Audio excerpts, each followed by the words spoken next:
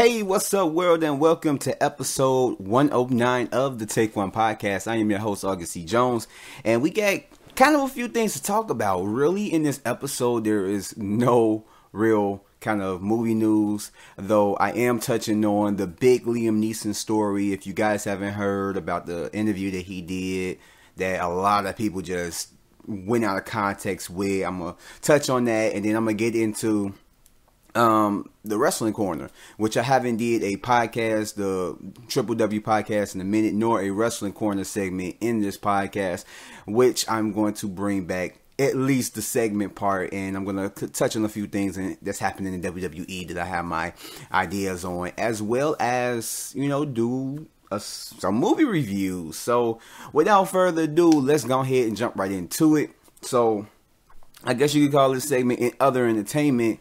And so first of all, it's two topics that I'm going to touch on with the Liam Neeson thing, which is the interview itself and my thoughts, as well as Charlemagne the God and his reaction to it on the Breakfast Club. So without further ado, so Liam Neeson, if you guys aren't aware, which I know a lot of people are, I was kind of late to it, not too late, but Liam Neeson, in promoting a movie of his called Cold Pursuit, which is coming out this week, he told a story during an interview, which was asked by the interviewer of basically how can he relate to the character in his movie, which is a character that something happens to someone that he loves, and so he goes out on a cold pursuit of the people that are responsible.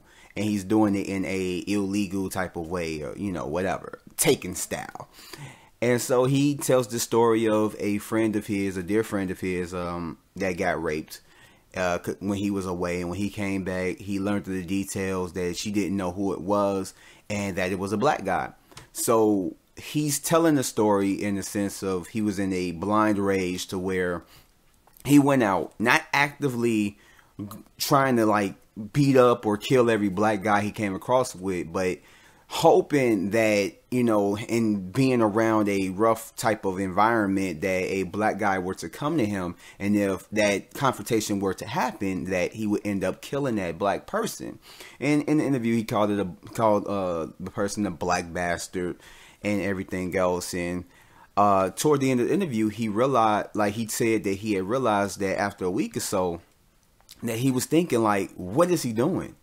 He's going out, signaling, going after black guys, preferably innocent black guys, hoping that, he would get the opportunity to kill one of them, not going up to them and just stabbing them, but hopefully that it will be, brought on by them.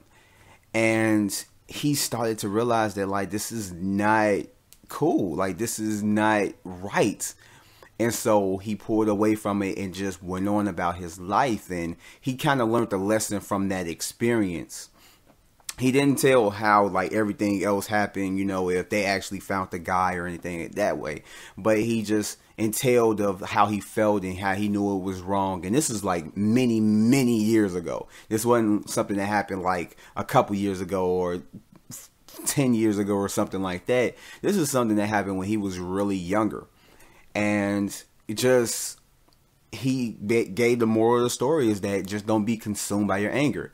We all seen, a lot of us seen Captain America Civil War, how Black Panther was so consumed by his hatred that he was just ready to just get the person that he thought that was it without actually absorbing all the facts and stuff. So, and that's what basically come to mind, relating it to a black person in a a fictional black person in a fictional movie, fictional scenario, and relating it. But a lot of people took what he said out of context. The whole black bastard thing and him going after black people. And a lot of people more than likely turned off the interview or just tuned out the rest of it after that and just ran with it. I don't like Liam Neeson now. After all, everybody was saying, oh, Liam Neeson's voice and blah, blah, blah, and all this stuff.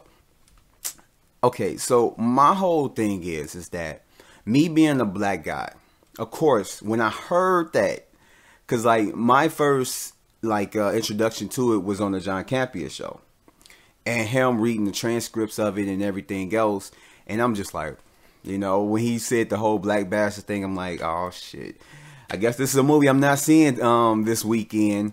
But then as he started to break it down in his opinion, I'm like, okay, that doesn't sound so bad.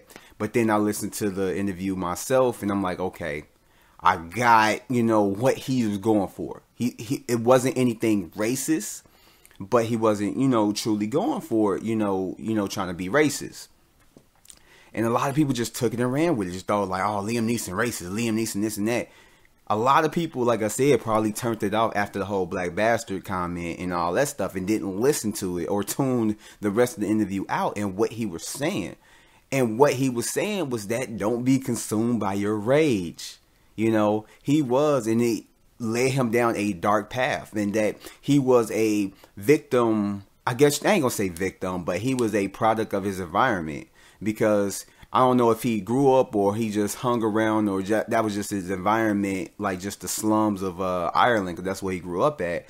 And that was just the mentality. And this is back then. So we're dealing with racism nowadays, like still a lot in our day, in our society and everything else. But back then, you know, it still was heavy, maybe more so then than now. But, you know, when you come across that, it's like you kind of profile that stuff. And across the pond, they don't deal with racism like we do in America. Maybe in Africa and now, but as far as black and white, UK, Britain, all of them don't really look at it as heavy as they do in America or in Africa. Because this is where, you know, when us as Americans, we think of racism. This is a common thing. We grow up like this. We may not encounter it, but we learn about it in school, learn about it from like movies, our parents, family, friends, and stuff like that. We learn about it. So it's like second nature. This is something that we know. You got to think about it. They didn't have that across the pond in the UK, Ireland, and stuff like that. At least to my knowledge. At least not as heavy as it was in America, you know, or in Africa, you know. And so he not accustomed to how we are in America. I ain't gonna try to step in shit, but you know, him growing up, he probably was immune to it, but not a crazy amount. So his mentality is not that of, I don't like black people. It's more than likely probably just, you know, it's a black guy or this and that, and I just want to do it. But in the sense of just the story, he wasn't going after a black guy because he was black. He was going after him because that's what his friend said. And that drove him into rage, which a lot of us have been consumed by our rage. A lot of people more than others. A lot of people have like times where they just black out and start fighting people. Start fussing, fighting, cussing out people and this and that. And they should know better. You know, they should know more about this. They should relate more to this situation because he was consumed by his rage to get, you know, if not the direct person, at least the second closest, you know, the second best, if you could say. And that was just his mentality. I don't look at it as him being racist. And like, I guess he said in the interview that everybody profiles everybody, regardless of race. And that's true. I mean, I tried not to look at race, but a lot of times we all look at race. He's white, she's black, she's Asian, he's Israeli, you know. And it's like all of us, we all do it. You know, a lot of us aren't racist, but a lot of us are. But everybody profiles us in one way or another, you know.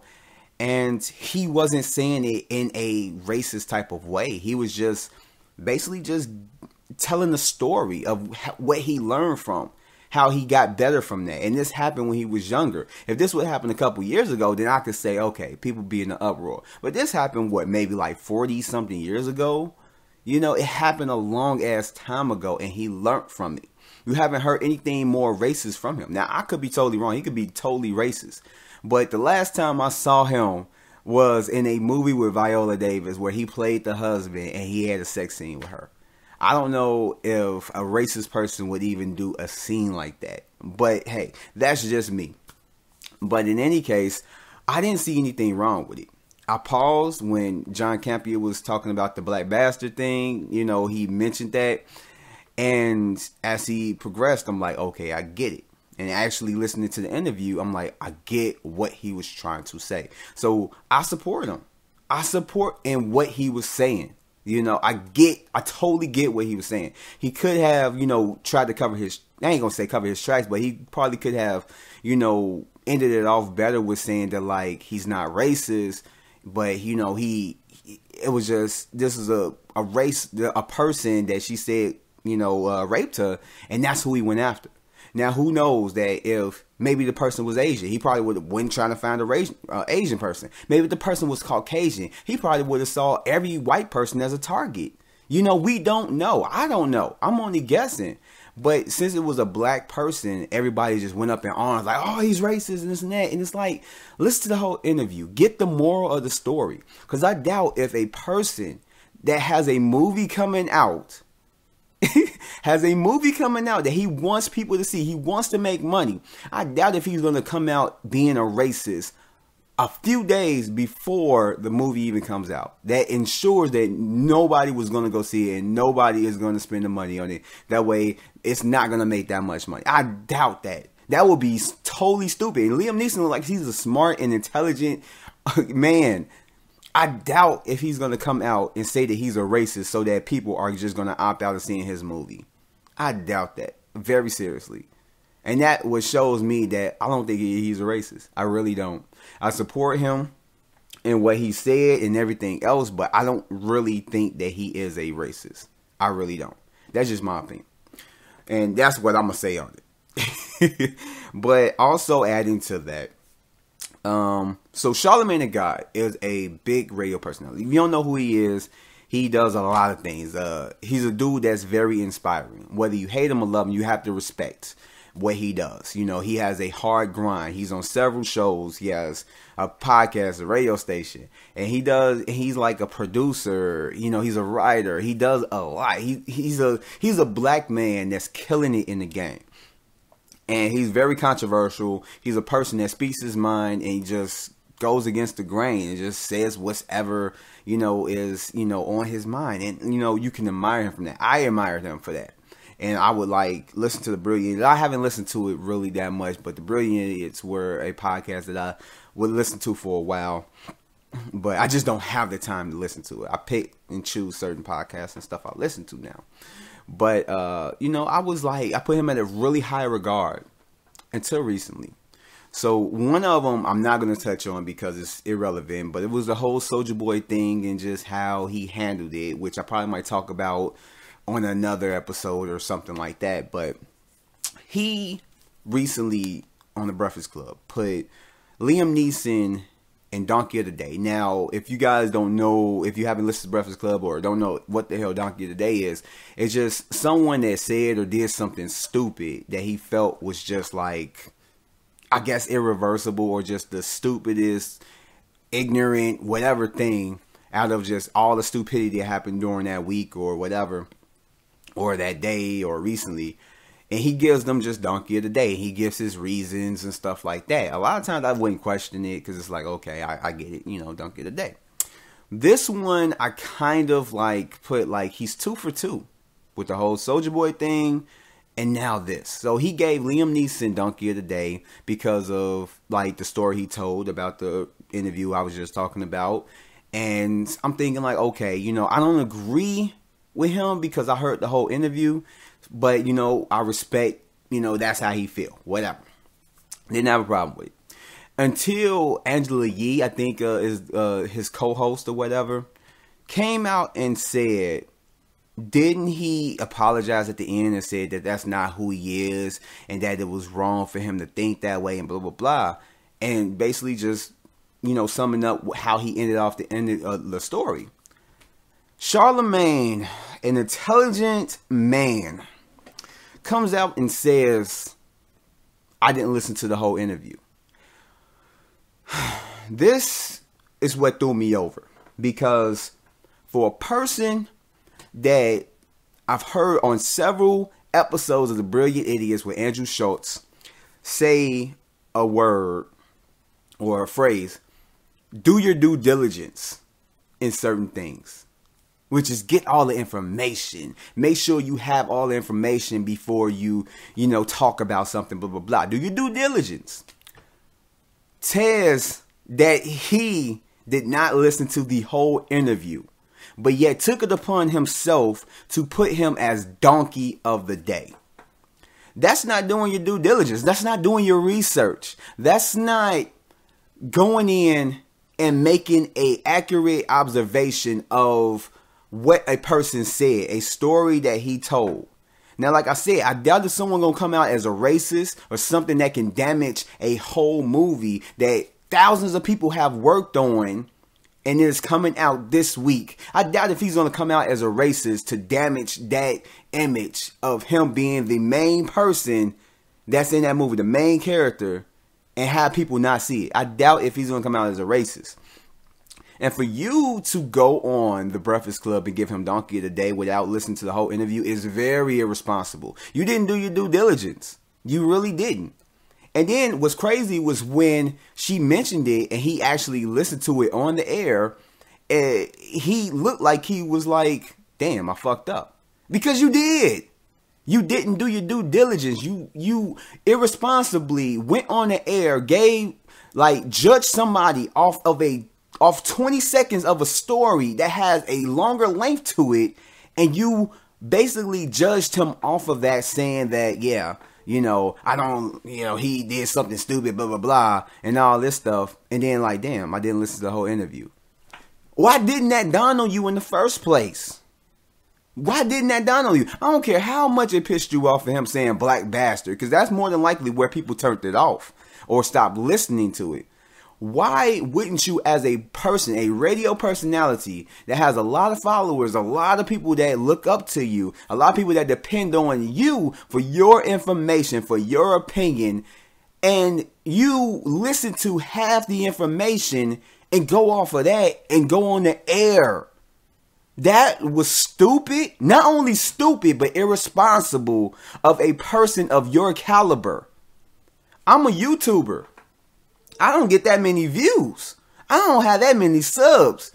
And I still would have done it. I listened to the whole damn interview. Still, so that I can formulate an opinion, a valid opinion, an accurate opinion on someone. Guaranteed, if he would have did his due diligence and listened to the whole interview, he probably would have not given him Donkey of the Day. Or if he would still have, probably would have got a better, reason. But Liam Neeson, from my observation, is not a racist. It's not like he came out and was saying nigger, nigger, nigger, nigger, nigger, nigger, nigger, nigger, nigger, nigger, nigger, just like Hulk Hogan did. He came out and said that this was the reason, this is what happened, this is the reason why he did what he did. And he wasn't actively going up to black people, punching them, kicking them, hitting them with a bat, trying to kill them and stuff. He was waiting on a confrontation. And he came out at the end of the story and said that was wrong. He realized it in that space, not years later, not like yesterday, not right before the interview, not as the interview was going on. He realized it then that was wrong. So for you to go on the air with your misinformation, a person that is intelligent, and to screw this up, you making yourself look horrible. Just horrible. And like I said, this is 2 for 2. I'm not going to get into Soulja Boy stuff because that was just irresponsible of yourself, because that's another case where you had misinformation. You didn't do your due diligence and confront a person which you said that you like, that you thrive off of confrontation. A person that has a lot of just heat and just craziness around this whole console thing. You didn't do your due diligence and question him about it. You didn't start up a confrontation and try and get the real information. You sucked his dick throughout the whole interview. Let's praise it to Soulja Boy Almighty, our Lord and Savior, Soulja Boy. Playing around with that. That's stupid. This dude is ripping people off. He is in a lawsuit with Nintendo for bootlegging, for putting his name on a console that bootlegged Nintendo and other console games. He is in a lawsuit right now, and you didn't challenge that. But like I said, I'm you know, and that's just another case. He's 2 for 2 in giving out misinformation. And that's what's crazy to me. I wouldn't have had no problem with the whole thing. If he gets somebody done the other day, how you feel, whatever. Whether I agree or not, disagree with it, whatever. But this time, it was unwarranted. It really was unwarranted. And so with that, I give Charlemagne the God his own prestigious Donkey of the Day. So yeah, he is a dumbass for doing what he was doing, for not getting all the information. So he gets Donkey of the Day. Matter of fact, he gets Donkey of the Week. Because I don't do this stupid shit. You know. So yeah, there you go.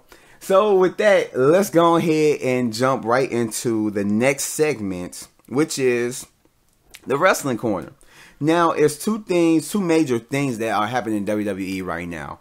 2 stories. The first one I'm going to talk about is the whole Becky Lynch and Ronda Rousey fight.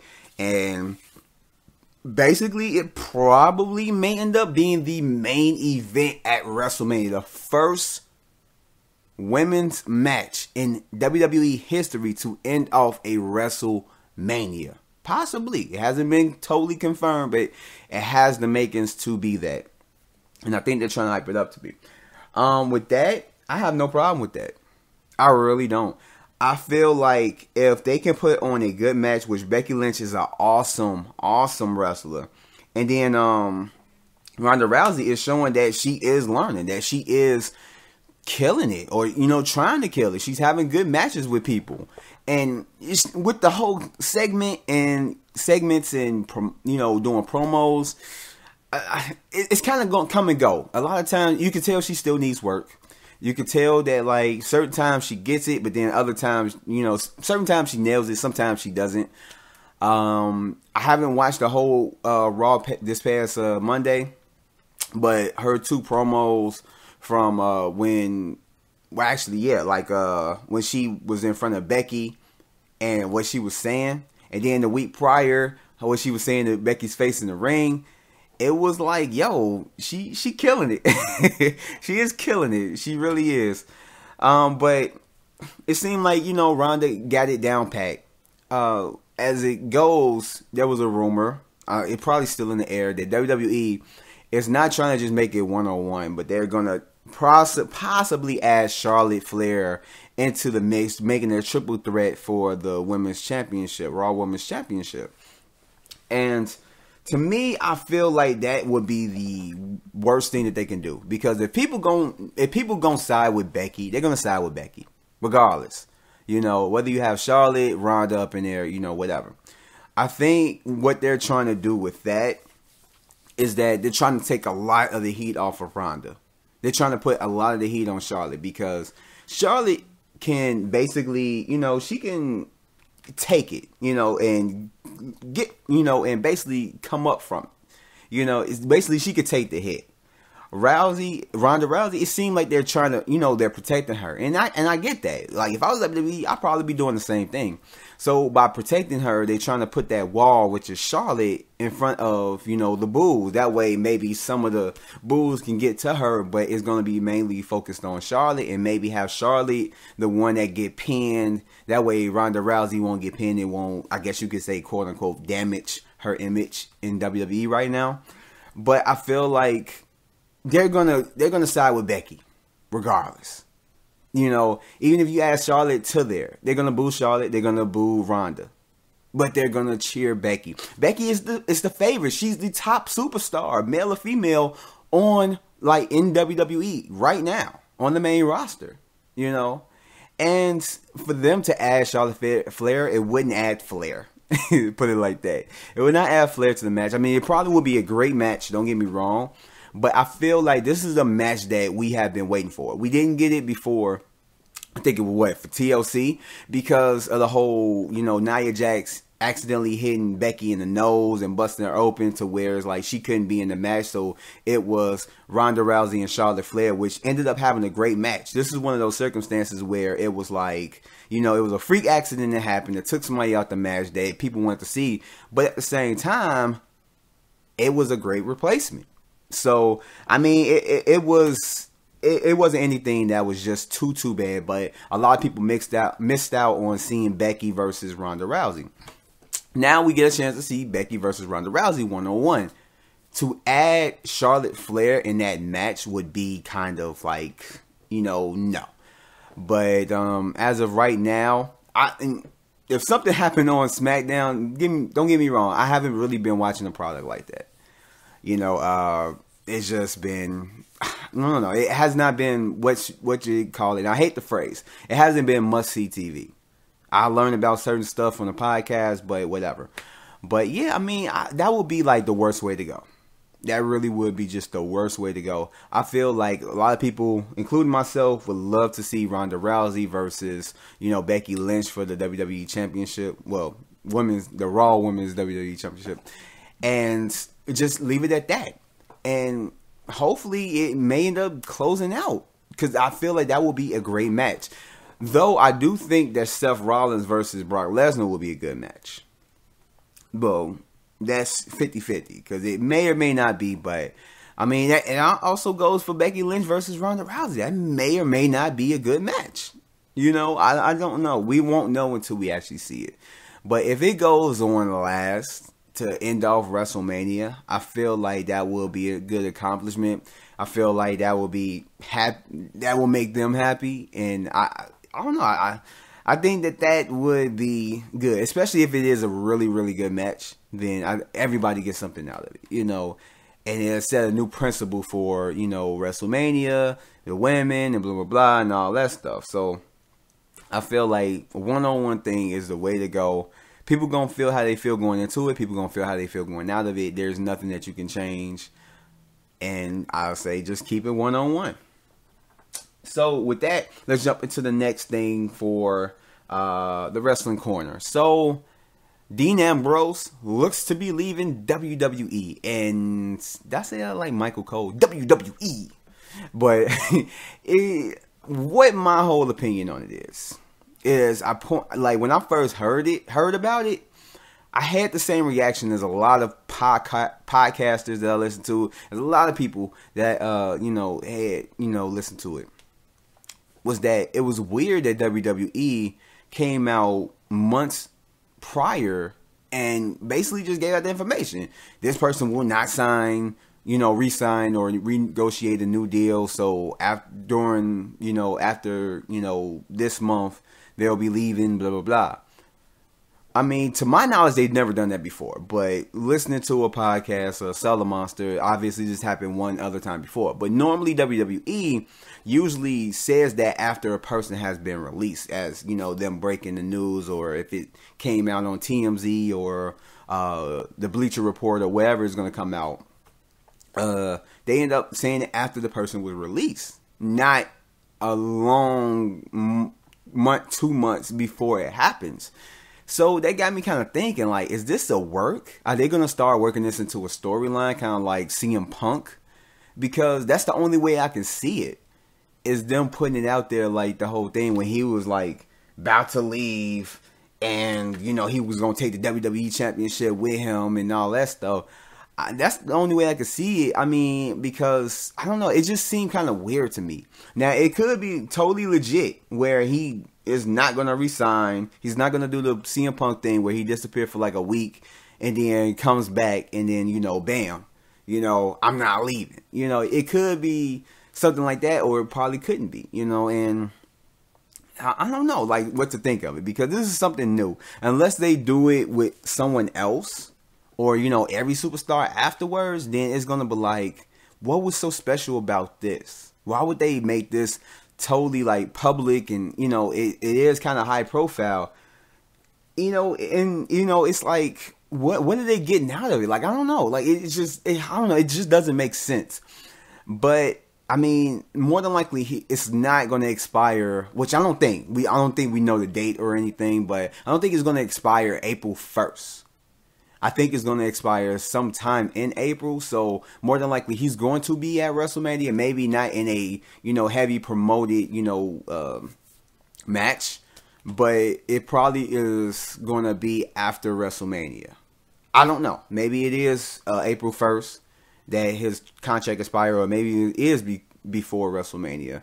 But I don't know. But I feel like it's real suspicious that he is, you know, I don't know, leaving WWE, and they just put it out there. Especially with like a lot of wrestlers being signed to AEW, and not saying that there is, you know, competition, but still in the same sense, that may be where he may end up, you know. But I don't know. Like, I feel like it's something amiss. It's something off with a reason why they're doing it. If they put it toward the storyline, I'm more inclined to believe that he is not leaving, that something's going to happen to where, you know, he's going to stand, or they probably might just work it into the storyline where it's like, I believe Jeff Hardy. But did they even mention that? I think, yeah, probably working. Well, you know what? They can't even work it into the storyline like Jeff Hardy with CM Punk, because it was like loser leaves WWE and then bam, you know, whatever. But maybe, I mean, a lot of people don't really go behind the scenes, especially a lot of the kids that are watching and stuff, don't really look up the news on, you know, which wrestlers may be leaving and blah, blah, blah. So they probably could run with a, you know, story like that or storyline like that, but I don't think so. I just don't know. It's hard to crack this because it's weird how they just came out and said that so publicly before he actually leaves. So it's like, man, I don't know. I really don't know to make heads or tails of this. Is he going to leave? Is he not? I don't think he is. I feel like there is a reason for them to come out and say this. But I don't know. I guess we'll see. I guess we will see. Now, since I talked so much on the Charlemagne the God thing and the Liam Neeson thing and everything else, took up a lot of time, so we're at 30 minutes. But you know what? Forget it. I'm still going to do these movie reviews, so let's go ahead and jump right into it. Since this week, the Lego Movie 2 is coming out, I'm going to give out my review for the Lego 2 movie. Now, Lego, just to let you guys know, I have not seen the first Lego movie all the way through. I've seen bits and pieces and parts of it, but I haven't seen it in its entirety.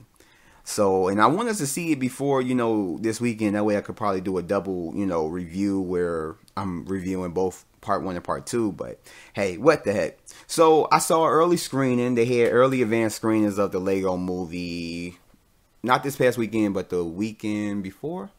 Yeah, it was the weekend before, because we saw How to Train Your Dragon, the third one, this past weekend. But 2 Saturdays ago, we saw the Lego Movie 2. And it's basically, it's good. It's good.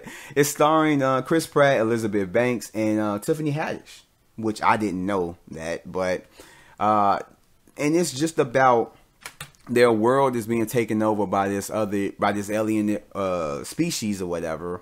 These other Lego alien species, whatever. And everything that they build, they constantly destroy. So they have to go in basically kind of seclusion and not have anything too flashy as not to attract the alien species that constantly destroy what they got. And so by the helpings of Emmett, he ends up attracting them, which certain people from their community ends up getting taken, Lucy being the main person, which sends him out on a quest to try and rescue everybody that got, you know, taken. And that's basically what it is. We're following the adventures of Emmett and everything else, and him, you know, trying to rescue his people. And so the thing that I really did like about this movie were the characters. The characters were funny.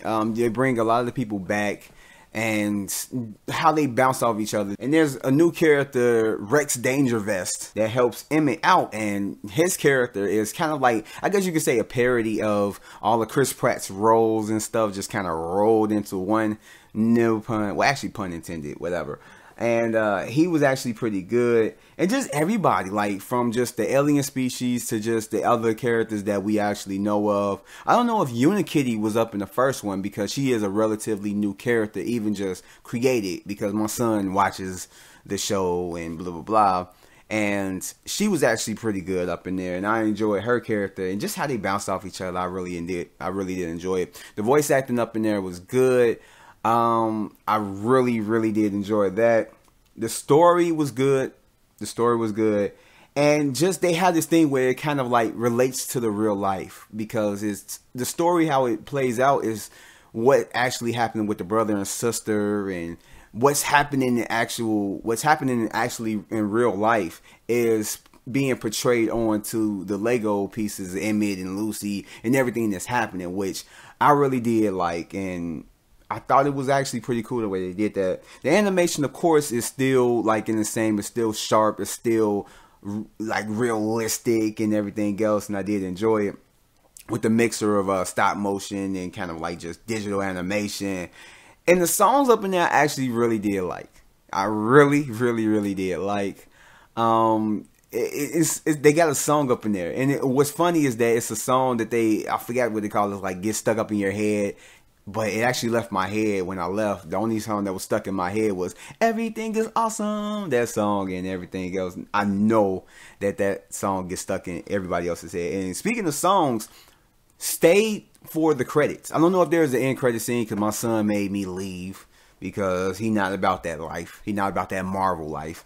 And the end credit song, as the credits are going, are so hilarious. I'm not going to give too much about it, but listen to the song when the credits are on. Just listen to it because you will be dying laughing. Take my word for it. The only thing that I really disliked about the movie is that the humor was hit and miss, and it was mainly miss. I found myself really laughing too much of the movie, but more than likely you might find some humor out of it that I didn't. But for me, it was just more of a miss than a hit. In conclusion, it is fast-paced, just like the other Lego movies, the first one, the Batman movie, and all that stuff. It is funny, it is very entertaining, and it breaks the fourth wall a lot of times and stuff. So I feel like a lot of people are going to get something out of it, as well as you have the actors that's portraying the real Justice League actually coming in and doing their roles. Not all of them, but you got Jason Momoa doing Aquaman, the new version of Aquaman, his version, or Zack Snyder's version of Aquaman. He's doing the voice for him, as well as Gal Gadot is doing the voice for Wonder Woman. And then you got Will Arnett coming back as Batman, and he plays a major role up in there. Tiffany Haddish was real good up in there, I forgot to mention, but it does have a rewatchable value, and it is worth your money. So I'll say go check it out. I give it an 8. And that is my review on the Lego Movie 2, the second part. And so the next movie I'm going to go ahead and get into is How to Train Your Dragon, the third one. Oh, I'm sorry. And this was like an early screening that I had with my son. And I was most likely, and this is basically kind of the same vein where they put the tickets on sale to where it's not like, well, you have to go on the website and get invited and stuff like that. This was actually where it's like you can go on Fandango, Atom, no matter where it is, and purchase tickets. So as soon as I saw that, of course, you know, I went on and I grabbed that. So I haven't really seen the other two movies, so I'm just basing it off of just this movie, my experience. And I really did come out of this movie liking it. And this movie is about Hiccup, who is the new kind of king of like his people. And it's basically like a dragon utopia where humans and dragons live alongside each other. And they come across this guy who wants to hunt down every dragon, and especially his Night Fury. And so he will not stop at anything to do what he's going to do. So they have to try to stop this madman while also trying to get their dragons to safety. And this movie was actually, like I said, pretty good. I enjoyed the story and everything else. The animation was really good. Really good. I enjoyed the visuals. The visuals were awesome. Hiccup, he has this sword that when it comes out, it's kind of like a lightsaber, but when the blade comes out, it's on fire. Like, I really did like that. That was awesome. How everything looked. Pixar is killing the game, but DreamWorks is no slack. Like, what they're doing with their animation is completely awesome. I'm not gonna do that again. But in any case, it was a sight to see. The voice acting I really enjoyed. They did not slack on that. The emotional parts was good. The dramatic parts was good. The characters were fun and lovable. They had some characters. I don't know if they were in the other ones, but I enjoyed the characters. Like I said, I haven't seen the other one, so I can't really like, oh, this person stepped it up from the last movie. But I enjoyed the characters and how they played off each other. The chemistry and everything else was good or whatnot. The villain I enjoyed. He was a menacing villain. He was intimidating, and he was smart. I mean, he was kind of like goofy a little bit, of course, because it's a kids movie, so they gotta make even the most serious of serious villains kind of goofy a little bit. Not in every movie, because they didn't do it in Mulan, but he was still menacing and intimidating, and they still kept that, and I really did appreciate that. And it has good humor up in it. I found myself like smiling and kind of laughing at a lot of parts, so I really did appreciate that. The only thing about this one that I could say that I really kind of disliked was like, it was kind of anticlimactic toward the end. The last fight, it was beautiful to look at, cool to witness, but it was real anticlimactic of how everything kind of like ended off. But that's not to say, I'm talking about the end battle, but it did end off, which I don't even know if this is the last one, but I did like the way it ended. And I feel like if you go into this, you're going to feel like your money is well spent. You're going to be like, I might go see this movie again, maybe without the children. And it was a really, really good movie. I definitely, if my son wanted to see this again, I probably would take him to go see this again. Though this movie doesn't come out for a few weeks, I would say when it comes out, get your tickets, because it is a awesome film, a great family film, and the kids will really appreciate it. I give this movie an 8.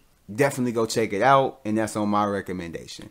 So with that said, that wraps up this episode of the Take One Podcast, which went a little bit longer than what I wanted to, but hey, what the hell? You know, I wanted to put everything in here, and I didn't want to shuffle around anything. So I want to thank you guys for listening, and I will catch you guys on the next one. Peace out. Hey, before you guys leave, make sure you hit that like button as well as that subscribe button. And you see that little bell? Make sure you hit that to turn on your notifications. That way you'll be notified for anything that appears on my channel. Hope to see you guys next time. Peace out.